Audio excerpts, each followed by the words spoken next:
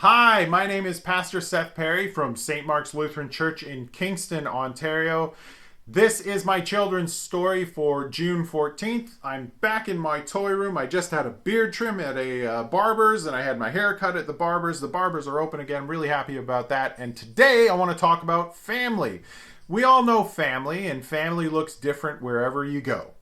And I wouldn't always, get along with my family members. When I was growing up, me and my brothers, we'd disagree sometimes, and sometimes I would raise my voice at them, and sometimes I would hurt their feelings. So it didn't always go easy peasy, really. Now, would you believe that some of my toys have families? That's true. Some of my toys, I got some right here. I've got these two guys. They're actually brothers, like me and my brother, right? These guys are Tomaz and Zamot, and they are twins. They're from a group called Cobra. If you can see, they have this little Cobra sign on their chest right there. And Cobra and G.I. Joe were always clashing against each other in every episode of this old cartoon that I used to watch after school. But these guys are on the same side in that cartoon. No one on the other side is in their family. They never disagree in the cartoon with each other, and they do everything with each other in the cartoon. So that's one example of my toys. Oh boy, I've got a more complicated example right here.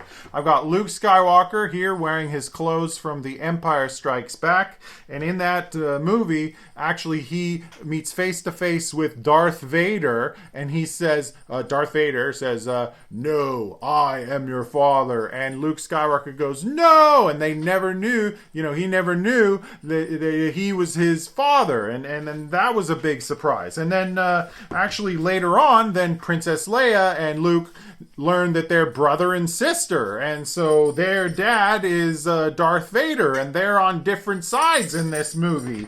And then Leia meets a guy named Han Solo in the first movie, and eventually they get married, and then they have a son, and he is Kylo Ren. And then Kylo Ren is the bad guy in the new movies, and he looks a lot like Darth Vader, and Kylo Ren is always clashing with this Jedi named Rey, and all along, this guy named the Emperor right here, Emperor Palpatine, turns and then he actually lets Rey know that he is his grandfather. And look at this.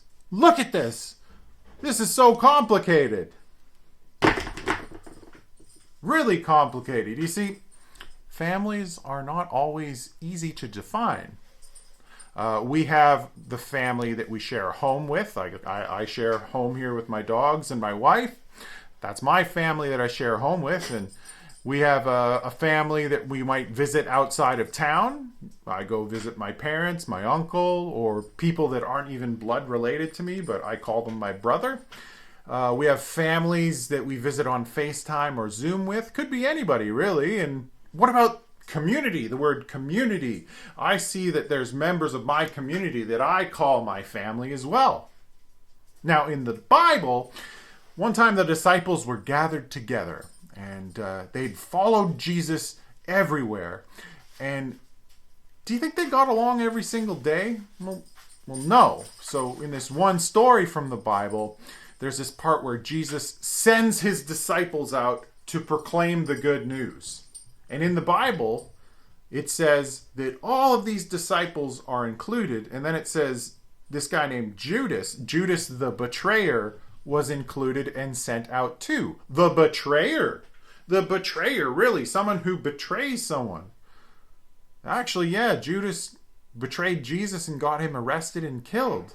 And so the Bible's telling me that Jesus used that guy to go out as a part of his family of disciples to share the good news about Jesus.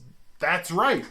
God chooses Judas, someone who stumbled, someone who was conflicted, someone who would make a big decision in his life, and that decision ends up with Jesus dying. He made that decision to betray, right? But God chooses Judas too, and he chooses all of us to be included into a family of discipleship.